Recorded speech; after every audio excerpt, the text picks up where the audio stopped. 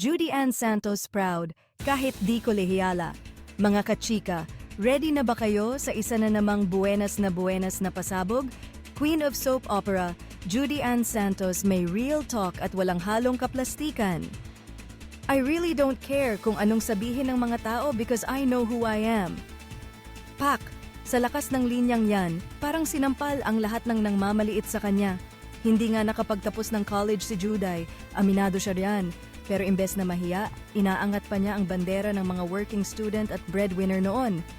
Sa edad na 10, nagtrabaho na siya para sa pamilya. Hello Ula ang batang gubat, throwback naman dyan. At kahit na binash, inokray at kinwestiyon siya ng ilan, hindi nagpatalo ang misis ni Ryan Agoncillo. Bakit nga ba siya magpe-pretend na kolehiyala kung mas marami pa siyang napatunayan sa totoong buhay?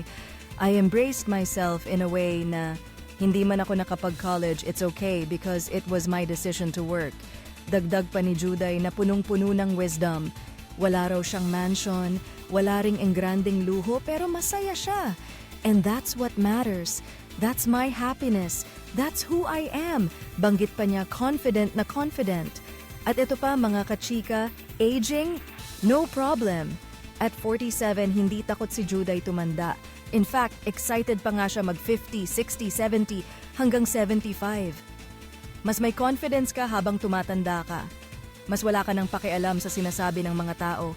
Ang mahalaga na lang, ikaw, ang pamilya mo, at ang sariling kaligayahan. Kung hindi ka pa na-inspire kay Juday, ewan na lang, mga kachika, na-feel nyo rin ba ang power ng self-love at authenticity ni Judy Ann? Or may mga tao pa rin bang nakakalimot na hindi lang sa diploma nasusukat ang talino at tagumpay? Chika mo na yan, mga kachika!